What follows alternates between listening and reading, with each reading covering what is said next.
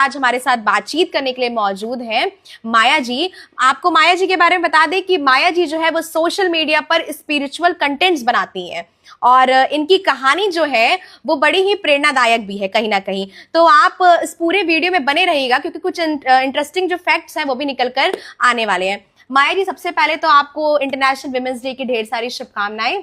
आपको भी और आपसे आज बात करके हमें बेहद खुशी हो रही है क्योंकि आज आप हमारे इस स्टोरी में आई हैं सबसे पहले तो, और दूसरी बात ये है कि आज के दिन आई है, यानी 8 मार्च को इंटरनेशनल विमेंस डे है। तो मैं यहीं से शुरुआत करती हूँ कि आप एक नारी हैं और आपके लिए नारी का जो अर्थ है वो क्या निकल कर आता है सामने? नारी का अर्थ अगर आज के डेट में आप देखेंगे तो मैं बहुत अलग देख रही हूँ इस चीज को। पर यदि बचपन का देखेंगे आप, जैसे मैं जन्म लिया मैंने, फिर बड़ी होती गई, तो चीजें क्या होती है, जब छोटे से हम बड़े होते हैं ना तो सुपरफिशियली जीते होते हैं। हर चीज जो है हमारा जो दिखता है बस उतना ही होता है ना। लेकिन टाइम के साथ चीजें बदलती है। हाँ। और बदलने के साथ साथ कुछ चीजें कभी कभी ग्रोथ में जाती है और कभी कभी कुछ चीजें डाउनफॉल होने लगता है जी। तो मेरे को लगता है कि मेरे शारीरिक जो बदलाव होते गए उसमें बहुत कुछ डाउनफॉल्स हुए मेरे साथ, लेकिन मेंटली अगर देखेंगे तो आप चीजें जो है बढ़ती गई और मेरे को लगता है कि वो ग्रोथ था। हाँ। तो उस ग्रोथ के हिसाब से मैं अभी अगर स्त्री को देखती हूँ कि नारी क्या होती है, तो नारी कोई शरीर नहीं है। सबसे पहली बात तो ये एक अवस्था है, एक भाव है जो कि पुरुष में भी विद्यमान हो सकता है स्त्री के साथ साथ। जैसा आप देख रहे हैं कि अभी आजकल स्त्रियां भी बहुत हिंसक प्रवृत्ति की देखी जाती हैं, पाई जाती हैं। कहीं जानवरों को मार रही हैं तो कहीं अपने पति को ही मार दे रही हैं, कहीं अपनी सास को मार देती हैं, मारती हैं, तो कभी ससुर को बहुत टॉर्चर करती हैं। तो ये स्त्रियां जो है उन्हें आप स्त्री नहीं कह सकते क्योंकि उनके भीतर स्त्री गुण है ही नहीं, है ना। तो शरीर से पहली बात तो हम स्त्री को मेजर कर ही नहीं सकते क्योंकि स्त्री का पैमाना ही बिल्कुल डिफरेंट है। स्त्री में का गुण क्या होता है? सौहार्द्र होना, करुणा होना। स्त्री में ममता जो होती है ना वो पुरुषों के भीतर भी होती है, लेकिन पुरुष जो है उसे दबा कर रखते हैं कई बार। जो पुरुष दिखा पाते हैं वो उनका स्त्री गुण बाहर उनके अंदर आता है जी। तो मेरी दृष्टि इसी से समझ में आई मुझे कि मैं ओशो की फॉलोवर रही बचपन से ही। तो ओशो ने एक चीज बहुत अच्छे से साझा करी थी कि एक मनुष्य जो है वो जब जन्म लेता है तो उसमें स्त्री और पुरुष दोनों के ही गुण पाए जाते हैं। क्यों? क्योंकि वो मेल ही स्त्री और पुरुष का है। तो शरीर भले ही हमारा स्त्री का मिल गया या किसी को पुरुष का मिल गया, लेकिन आधा आपका स्त्री ऑलरेडी है उसके भीतर और आधा पुरुष है। पुरुष का वीर्य उसे प्राप्त है उस जन्म में बच्चे को, और स्त्री का 9 महीने का जो पोषण है वो उसे प्राप्त है, उसका गुण प्राप्त है। तो हर एक मनुष्य जो है कंप्लीट पैकेज है एक स्त्री और पुरुष होने का। क्या बात है ना। तो शरीर से उसे आप मेजर नहीं कर सकते कि शरीर में स्त्री है कि पुरुष है। लेकिन आज की नारी यदि इस चीज को देख पाती है कि उसका गुण क्या है, वो स्त्री क्यों बनी है शरीर के साथ साथ, तो ये उसका सौभाग्य है कि स्त्री गुण को वो और नॉरिश कर सके और उभार करके बाहर दिखा सके। तो इसके साथ ही अगर स्त्री जीती है तो ही स्त्री होने की सार्थकता है यहाँ पे। क्या बात है। मतलब चीजें जो आपने अभी डिफाइन किया है नारी को, वो मुझे भी सुनकर बड़ा ही अच्छा लग रहा है। दूसरा सवाल ये है, मैं आपके लुक को देख रही हूँ। एक नारी जो होती है उसको अपने केशों से बड़ा ही प्यार होता है, और जब हम आपके सोशल मीडिया पर देख रहे थे तो कुछ पोस्ट हमें ऐसे भी नजर आए कि आपने अपने बाल को भी दान किया था। उसकी क्या स्टोरी थी? कुछ ऐसा इंसिडेंस हुआ? क्या हुआ, थोड़ा वो भी बताइए। लास्ट ईयर की बात है, मतलब मैं 2025 के नए साल के समय था, लेकिन ध्यान में बहुत पहले से ही था। बचपन में जब माँ थी ना, हम लोग बड़े हो रहे थे बच्चे, तो हमारे यहाँ क्या था कि बिहारियों में क्या होता है, लड़कों को वो कराते हैं मुंडन। बिलोंग करती हैं? हाँ जी, मैं मिथिला से बिलोंग करती हूँ। तो लड़कों का मुंडन होता है, बड़े अच्छे संस्कार होते हैं उसके। जैसे जनेऊ जैसे विवाह होता है उसी तरीके से मुंडन संस्कार एक होता है जी। लेकिन लड़कियों को जरूरी नहीं है, नहीं करना है, ऐसा कोई नियम ही नहीं बना है। लेकिन यहाँ पे है, यूपी में ये चीजें बहुत जगह है, यहाँ मैंने लड़कियों के भी मुंडन कराए जाते हैं। तो हमारे यहाँ ऐसा था। तो बचपन में मैं लड़ाकू स्वभाव की हमेशा से रही हूँ। जब मुझे मालूम पड़ा कि भाई का मुंडन हुआ है पर मेरा नहीं हुआ, तो मैं उस चीज को लेकर माँ से लड़ती थी कि मेरा क्यों नहीं करवाया गया, है ना। तो वो तो बचपन की थी, लड़कपन था, इसलिए मैंने वैसा किया था इस तरीके से। फिर बड़ी होते होते मेरे को लगा कि कैसा रहता होगा अनुभव कि कोई मर जाता है तो घर के जितने भी पुरुष हैं, परिवार के सदस्य हैं, वो मुंडन करवा लेते हैं, है ना। कई बार तो उसको लेकर के वो छुपाते हैं, डरते हैं, ये करते हैं, लेकिन उसका अनुभव कैसा रहता होगा। तो मेरे एक भैया थे, उन्होंने बताया था कि मुंडन एक बार करा के देखा तब मालूम पड़ेगा कितना मतलब सुख मिलता है इस चीज का। वो चीज मेरे घर में, मतलब मैं स्कूल में ही थी उस टाइम में, मेरे माइंड में कहीं ना कहीं वो कॉन्शियसनेस में मेरे बैठी हुई थी वो चीज कि उसका एक्सपीरियंस कभी करना। पर जब ग्रो होता है, एक बोलते हैं कि वुमेन जब एक ग्रो होती रहती है ना, तो वो बहुत कॉन्शियस होती है लुक को लेकर के। बालों को लेकर तो स्पेशली बहुत ज्यादा, बिल्कुल बिल्कुल, बालों से बहुत प्यार होता है, बहुत ज्यादा बहुत ज्यादा। तो वो चीजें जो थी, तो वो चीज तो तब तक रोक के रखा कि भाई मेरी ब्यूटी ना खराब हो जाए, तब तक तो कुछ नहीं। लेकिन जैसे मैंने बताया आपको कि मेरी जो ग्रोथ हुई, मेंटल ग्रोथ होती गई धीरे धीरे करके, कुछ अलग करने का भाव बचपन से ही था कि लोग अगर भीड़ कुछ कर रहा है तो उससे अलग करके थोड़ा सा लाइमलाइट ले लूं, है ना। ये चीजें थी पहले जो बहुत उथलापन था इस चीज का, कि कुछ अलग करके मैं अटेंशन ले लूं सबका, ये चीजें होती थी। तो वो चीजें कहीं ना कहीं वो भी ग्रोथ किया मुझे। तो वो अटेंशन पाने के लिए आपने बाल को किया? नहीं, वो उस समय की बात बता रही हूँ मैं, कि जब मैं चीजों को अलग करती थी वो बात अलग थी। लेकिन अब जब मुझे मालूम पड़ा कि चेहरे की चेहरे का जो बनावट होता है उसको आप बदल नहीं सकते, कितनी भी मेकअप कर लो आप, बिल्कुल, कितना कुछ भी आप पोत लो, कितने भी लेयर्स लगा लो, लेकिन जो बनावट आपकी है वो आज जो दिखा रहे हो वो जरूरी नहीं कि वो परमानेंट रहेगा आपका, कल आपका वो धूमिल होना ही होना है। तो मैंने 5-6 साल पहले से ही अपने ऊपर सब कुछ मतलब एक्सपेरिमेंट्स करना बंद कर दिया। अच्छा, मतलब मेकअप करना, टचअप करना, हर चीजें मैंने बंद कर दी। मतलब फिर देखा मैंने भीतर से अंतर भी देखा कि लोगों के शुरुआत में तो बहुत लोग बोलने लगे आईब्रोज नहीं करवाती हो, जंगल जैसे हो गए हैं, है ना, ये चीजें महिलाओं को ये कहीं ना कहीं देखने को मिलती है चीजें, क्योंकि ये बहुत कम चीजें हैं जो कि देखने को नहीं मिलेंगी आज की डेट में आपको, कि वेल आईब्रोज तो होता ही होता है, मेकअप भी कम हो लेकिन आईब्रोज तो सबके होते ही। बिल्कुल। तो मुझे सबसे ज्यादा कमेंट इसी चीज को मिले के मिला है आज तक, जो भी मिला है कि ये क्या जंगल जैसा हाल बना के रखा है, कुछ तो करवा लेती है इस चीज को। तो मैंने उस चीज को छोड़ा कि ठीक है, 2 दिन तुम बोलोगी, तीसरे दिन से तुमको खुद को आदत हो जाएगी कि क्या चीजें हैं ये, ऐसे ही है, नेचुरल भगवान ने को यही देना था, ठीक है। अब मिला वो चीज मुझे, उसके बाद जब मालूम पड़ा कि ये लोग इसको भी एक्सेप्ट कर रहे हैं, तो क्यों ना मेरा जो एक सबकॉन्शियस माइंड में एक चीज थी कि मुंडन होने के बाद एक्सपीरियंस जो होता है बहुत यूनिक होता है। बिल्कुल। अगर मैंने इस जन्म में जन्म ले लिया है और मुझे वो एक्सपीरियंस करना हो तो उसका मुझे क्या करना होगा? देख के तो मैं नहीं फील कर पाऊंगी ना, किसी को टकला देख रही हूँ तो मैं फील नहीं कर पाऊंगी ना। तो मुझे होना है।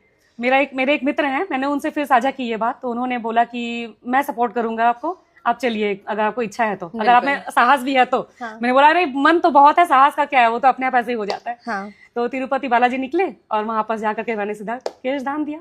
क्या बात है। दूसरा कारण इसका ये भी था कि बालों का वहां पे विग बनता है कैंसर पेशेंट्स के लिए। अच्छा। तो ये रीजन भी मतलब डबल कर दिया मेरे इस इच्छा को कि मैं एक बार मुंडन कराती हूँ और अपने बाल को वापस लेके आ जाऊंगी, ताकि उसका विग बने और कैंसर पेशेंट्स के लिए थोड़ा सा कुछ उपयोगी हो सके। जब आपने पहली बार खुद को देखा बिना बाल के, पहला रिएक्शन आपका क्या था? फैमिली का क्या था? दोस्तों का क्या था? फैमिली का रिएक्शन तो बहुत ऑड था। फैमिली का रिएक्शन तो ऐसा ही था कि जब तक बाल नहीं आएंगे हमारे आसपास नहीं मंडराना। अरे ठीक है, ऐसा था। तो वो चीज कोई दिक्कत नहीं थी मुझे, मैं बोली ठीक है फाइन, नो प्रॉब्लम। तो उन्होंने फोटोज वगैरह कभी कुछ भी शेयर नहीं किया। उसके अलावा आगे जब बढ़ी मैं, तो मित्र जो मेरे थे वो सही थे। तिरुपति में मुझे बिल्कुल ऑड फील नहीं हुआ, क्योंकि वहाँ हर 4-5 महिला के बाद एक महिला ऐसी थी जो कि बाल, वहाँ पे तो कॉमन कल्चर है ना, तो वहाँ पास कुछ भी दिक्कत नहीं हुई थी। लेकिन जब मैं वहां से बाहर निकलने लगी तब लोग मुझे ऐसे आंख खोल के देख रहे हैं, और उसके साथ ही जो माला मैं पहनती थी ना, ये कॉम्प्लीमेंट करता था मुझे। मैं भी पूछने वाली थी इसको। ये माला मुझे कॉम्प्लीमेंट करता था। और लोग कई बार क्या बोलते हैं, बोल्ड शायद खुला देख करके, मैं ढकती नहीं थी, कवर नहीं करती थी, खुले टकली ऐसी घूम रही हूँ, तो वो देख करके लोग दूर से ही सही, पता नहीं उनके भीतर असली में कॉम्प्लीमेंट निकलता था कि क्या नहीं पता, पर वो ऐसे करके जरूर जाते थे। क्या बात है। तो ये और कॉन्फिडेंट कर गया मुझे। अब ठीक है, बाकी मुझे नहीं पता ये माला का क्या कॉन्सेप्ट है, मतलब मैं ये भी ये माला के पीछे भी एक कहानी है। मेरे पिताजी का है ये, असल में वो शुरुआत से ही पहनते आते थे इसको। अच्छा। उन्होंने बताया था कि 1965 में ये सारी जो पर्ल्स हैं, जितनी मोतियां हैं, 55 मोतियां हैं इसमें रुद्राक्ष की, वो 20 रुपए में खरीदा था उन्होंने। अरे वाह। 1965। और अभी आपको शायद एक 100 का भी नहीं मिलेगा। बिल्कुल है ना, अभी आज के ओरिजिनल है, नेपाल से लिया था उन्होंने। तो वो हमेशा इसको पहनते थे, और जब उनका देहांत हुआ तो संयोगवश ये मेरे पास मतलब छूट गया, रह गया। तो मुझे लगता है कि शायद उन्होंने आशीर्वाद के तौर पर 2020 में ही मेरे हाथ में ये पड़ा, और मेरे हाथ में जैसे ही आया, मैं इसको धो के वॉश करके सरसों का तेल डाल करके इसको क्लीन करके फिर पहनना मतलब शुरू कर दिया आपने। क्या बात है, मतलब चीजें कहीं ना कहीं कनेक्ट है। और मैं आज आपसे बात कर रही हूँ तो मुझे ऐसा लग रहा है कि मैं सच में किसी बाबा से बात कर रही हूँ, मुझे ऐसा फील हो रहा है, क्योंकि जो चीजें आप बता रही हैं ये कोई आम महिलाओं से मुझे सुनने को जल्दी नहीं मिलता है।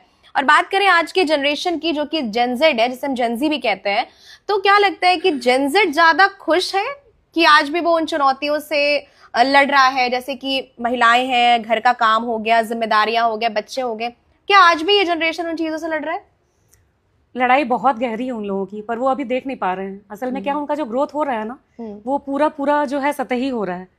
वो देख करके चकाचौंध जो हो रही है ना कि क्या फैशन है, क्या ट्रेंड है, क्या चीजें चलनी चाहिए, बस वो उतना ही देख पा रहे हैं।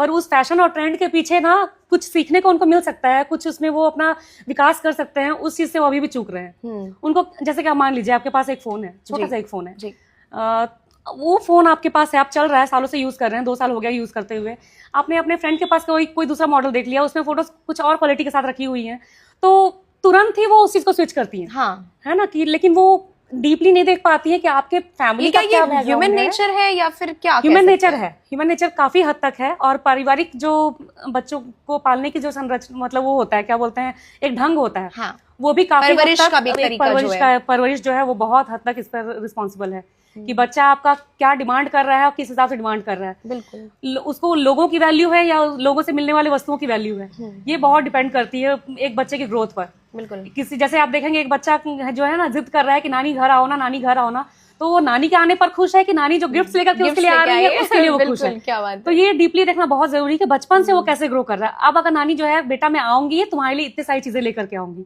अब बच्चे की खुशी नानी के आने की कम हो गई है, उस सामान की ज्यादा हो गई है, जो उसको मिलने वाला है उसकी खुशी ज्यादा हो गई है।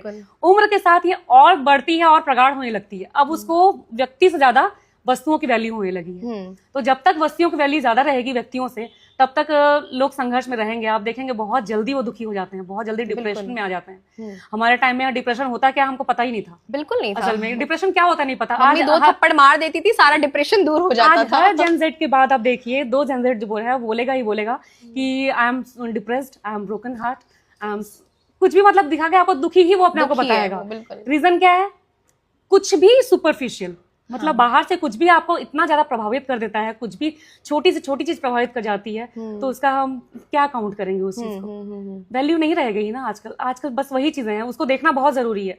और मेरा जो सोशल मीडिया प्लेटफॉर्म पे आने का और इतना बोलने का जो कारण है सिर्फ यही है कि आज का डेट जो युवा जो है इंस्टाग्राम पे बहुत ज्यादा मतलब एक्टिव बिल्कुल बिल्कुल बहुत ज्यादा। मैंने भी देखा है कि 25 से 34 की एज के जो भीड़ है वो इंस्टाग्राम पे बहुत ज्यादा एक्टिव है। हाँ। ये मुझे मेरे इनसाइट पे मुझे दिखा कि इतने ज्यादा मतलब पॉपुलेशन के लोग उसको देखते हैं। तो मैं चाहती हूँ यही एज जो है वो चीजों को पहले देखे, डीप जाके देखे, बिल्कुल सुपरफिशियली नहीं। बिल्कुल।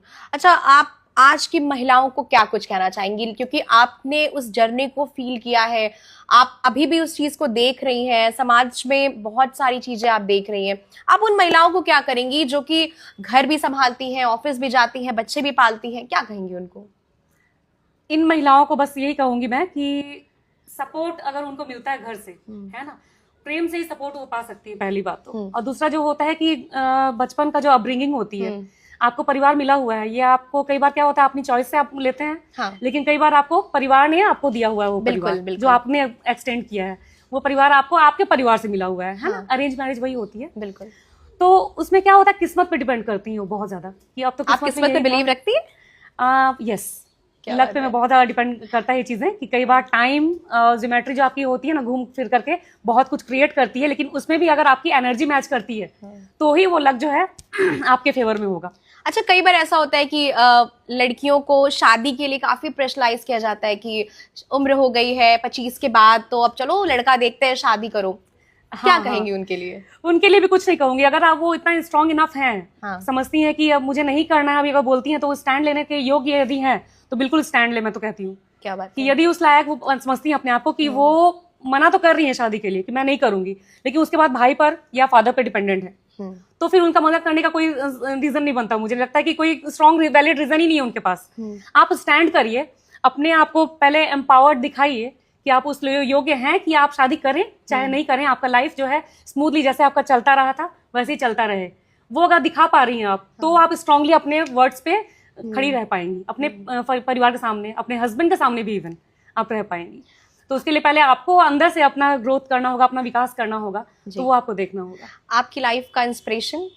मेरी लाइफ का इंस्पिरेशन ऐसे तो मैंने मतलब माँ और पापा दोनों ही रहे हैं। हाँ। माँ जो थी वो सेवा भाव वाली बहुत ज्यादा थी, तो उनको देख करके मतलब जो उठता है ना कि कंपैशनेट बहुत ज्यादा मेरी माँ। हाँ। थोड़ी सी क्रोधित जरूर रहती थी वो, हमेशा क्रोधी स्वभाव की थी वो, लेकिन कंपैशनेट बहुत ज्यादा थी। वो शब्दों में चीजों को व्यक्त नहीं कर पाती थी, लेकिन अपने व्यवहार से वो दिखा देती थी कि वो कितना प्यार करती हैं। क्या बात है। ठीक है, तो वो चीजें थी उनके अंदर। तो मैं भी बहुत बार बहुत कटु बोल देती हूँ, तो मेरे को लगता है ये चीज मेरे अंदर आई है, माँ से आई है।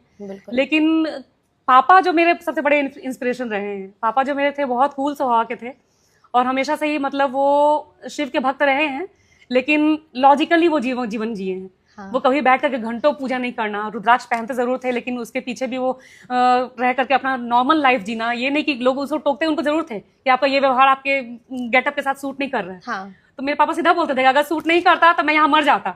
हाँ। सबसे पहले तो प्रकृति ने उसको एक्सेप्ट कर लिया है, सही बात तो फिर कैसे आप कह रहे हैं कि सूट नहीं कर रहे हैं? हाँ। प्रकृति को सूट हो गया है चीजें। हाँ। आराम से सब कुछ चल रहा है, इसका मतलब वो सूटेबल है जो मैं कर रहा हूँ।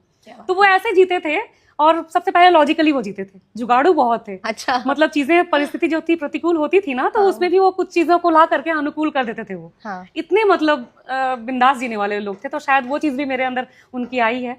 तो मैं तो दोनों ही कॉम्बिनेशन को अच्छे से जीती हूँ और अच्छे से मतलब उसको एंजॉय कर रही हूँ जीवन में। तो जैसा कि आपने देखा कि ये थी हमारे साथ माया जी। इनकी इंस्टाग्राम आईडी है माया द मैजिकल मून, और ये मून की तरह है भी बिल्कुल शांत स्वभाव की। तो ये वीडियो आपको कैसा लगा? अगर आपके पास भी कोई इंस्पायरिंग स्टोरी है तो हमसे कमेंट बॉक्स में जरूर साझा करिएगा।